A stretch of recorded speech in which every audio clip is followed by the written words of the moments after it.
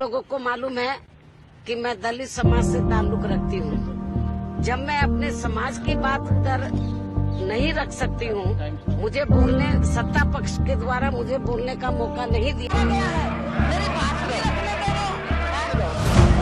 यदि मैं अपने समाज की बात नहीं रख सकती हूँ, तो मुझे लानत है इस राज्यसभा में रहने का। अगर हमें ना बिकने वाले नेता चाहिए, हमें ना बिकने वाला समाज पैदा करना है। नमस्कार, मैं हूं मनीष यादव और आप देख रहे हैं 9 PM न्यूज़। आज हम एक ऐसी शख्सियत के बारे में बात करेंगे जो उत्तर प्रदेश की 4 बार मुख्यमंत्री रही मायावती।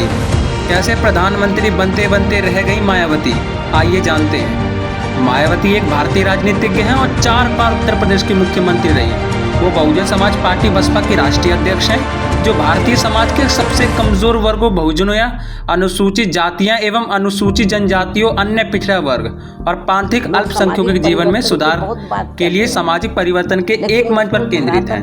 वो भारत में अनुसूचित जाति की पहली मुख्यमंत्री थी 1997 में और 2002 में वह भारतीय जनता पार्टी के भारी समर्थन के साथ मुख्यमंत्री थी। दूसरी बार 26 अगस्त 2003 तक केवल 1 साल के लिए भाजपा के समर्थन वापस लेने के कारण सन 1970 में मान्यवर कांशीराम के संपर्क में आने के बाद उन्होंने एक पूर्णकालिक राजनीतिज्ञ बनने का निर्णय ले लिया।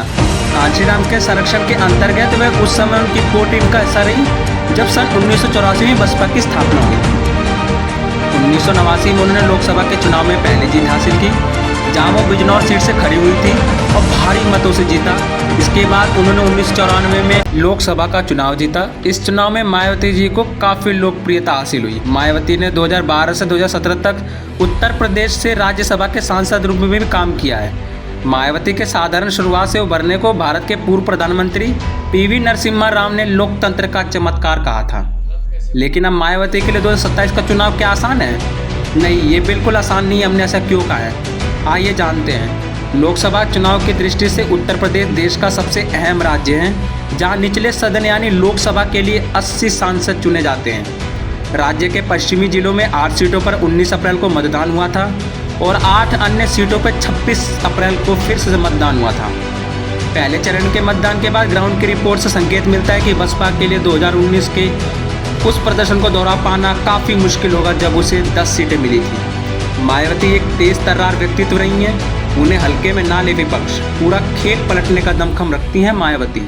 2027 के विधानसभा चुनाव के लिए मास्टर स्ट्रोक तो खेल ही दिया है उन्होंने, साथ ही में भतीजे को बसपा का कोऑर्डिनेटर बना दिया है। अब पार्टी को जमीनी स्तर पर मजबूत करने के लिए जिम्मा उनको दे दिया गया है। आकाश आनंद को अपनी नई जिम्मेदारी पर क्या कहते हैं, आइए देखिए। मायावती को आने वाले आगामी चुनाव विधानसभा जीतना है तो मायावती को पूरी तरह से पुरजोर तो करना ही होगा। साथ ही में उन्हें जमीनी स्तर पे भी उतरना पड़ेगा, जैसे कि पहले किया करती थी, बिना किसी डर के, बिना किसी भी खौफ के, बेबाक तरीकों से। अब देखना होगा कि मायावती कितनी कामयाब होती हैं अपने इन मंसूबों में, वो तो वक्त बताएगा। आज की स्पेशल रिपोर्ट में तो इतना ही। अगर आपको हमारा विश्लेषण अच्छा लगा हो तो चैनल को सब्सक्राइब कीजिए। मैं मनीष यादव लेता हूँ आपसे इजाज़त, फिर किसी और स्पेशल रिपोर्ट में मिलते हैं।